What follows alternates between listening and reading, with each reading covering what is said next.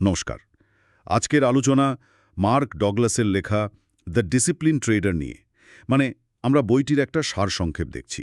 মূল ফোকাসটা হলো ট্রেডিংয়ের জগতে মানসিকতার গুরুত্ব বোঝা। প্রায় দেখা যায় টেকনিক্যাল দক্ষতার চেয়েও এটা বেশি জরুরি হয়ে পড়ে। ভাবুন, সেই 1990 সালেই কিন্তু উনি বলছিলেন যে ট্রেডিংয়ের সাফল্যের আসল চাবিকাঠি সেটা মনোবিজ্ঞানে লুকানো।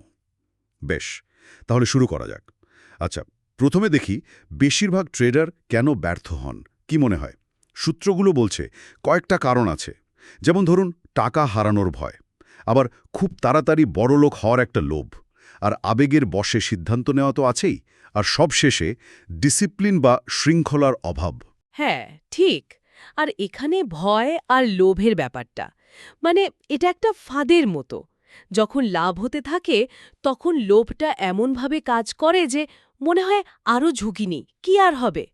আবার যেই লোকসান শুরু হয় তখন ভয়, হয়তো ভাবি আরও লোকসান হওয়ার আগেই বিক্রি করে দিই, যদিও পরে হয়তো দামটা বাড়ত। ডগলাস তো এটাই বলেছেন, এই দুটো আবেগ যদি কন্ট্রোল করা না যায় তাহলে ট্রেডিংয়ে লম্বা সময় টিকে থাকা খুব কঠিন, প্রায় অসম্ভব। আবেগ নিয়ন্ত্রণ, কিন্তু বাজারের যা অবস্থা থাকে, এত ওঠানামা, সেখানে আবেগ কন্ট্রোল করা কি খুব বাস্তবসম্মত? মানে আমরা তো মানুষ। কঠিন তো বটেই, অবশ্যই কঠিন, কিন্তু ডগলাস তো এটাই বলছেন, এটাই আসল খেলা। উনি রোবট হতে বলছেন না, বলছেন আবেগগুলোকে চিনতে, বুঝতে, আর তারপর সেগুলোকে ম্যানেজ করতে।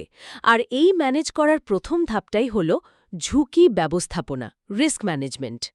মানে প্রতি ট্রেডে কতটা লস আমি নিতে পারবো সেটা আগে থেকেই ঠিক করে নেওয়া। একদম। আর সেটা কঠোরভাবে মেনে চলা। এখানে কি ওই এক ট্রেডে সব টাকা লাগিয়ে দেওয়ার ভুলের কথাটা আসছে? এটা নাকি অনেকেই করেন। হ্যাঁ, খুবই কমন একটা ভুল। একজন ডিসিপ্লিনড ট্রেডার বোঝেন যে প্রত্যেকটা ট্রেড সেটা আসলে একটা সম্ভাবনা মাত্র, কোনো গ্যারেন্টি নয়। তাই ঝুঁকিটা রাখতে হবে সীমিত। যেমন সারসংক্ষেপে বলা হচ্ছে, মূলধনের 1 বা 2% বেশি ঝুঁকি না নিতে। ভাবুন, যদি আপনি এটা মানেন, পরপর কয়েকটা ট্রেডে হারলেও কিন্তু আপনার বড় ক্ষতি হচ্ছে না, আপনি খেলায় টিকে থাকছেন। তার মানে ব্যাপারটা এমন নয় যে গতকাল লাভ হয়েছে মানে আজও হবে, বা এই প্যাটার্নটা সবসময় কাজ করবে। না, না, একেবারেই না। প্রতিটি ট্রেডই নতুন নতুন সম্ভাবনা। আপনার সেরা অ্যানালাইসিসও ভুল হতে পারে। বাজার সবসময় আপনার কথা শুনবে না। ট্রেডিং আসলে সম্ভাবনার খেলা, প্রবাবিলিটির খেলা। আচ্ছা। আর এখানেই ডিসিপ্লিনের গুরুত্ব।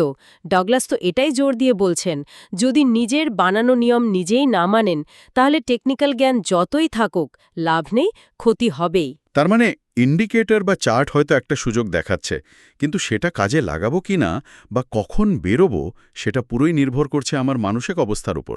ঠিক তাই। নিজের আবেগ নিয়ন্ত্রণ করতে পারা, বাজারকে দোষ না দেওয়া, নিজের ভুলটা স্বীকার করা, আর সেখান থেকে শেখা, নিয়মিত শিখতে থাকা, অভ্যাস তৈরি করা। তাহলে এত কিছুর পর মূল কথাটা কি দাঁড়াচ্ছে?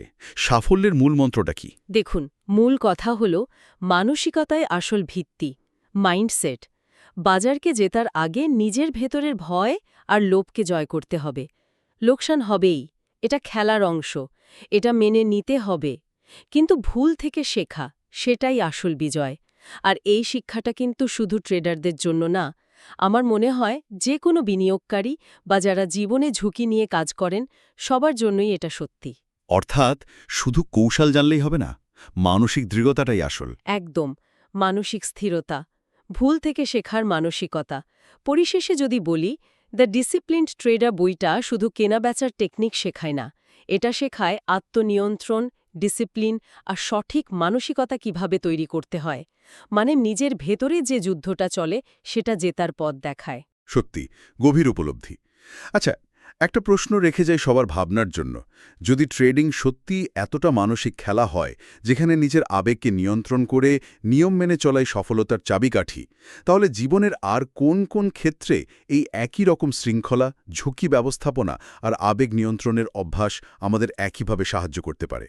এর উত্তরটা হয়তো শুধু ট্রেডিংয়ের জগতেই সীমাবদ্ধ নয়, ভেবে দেখার মতো বিষয়।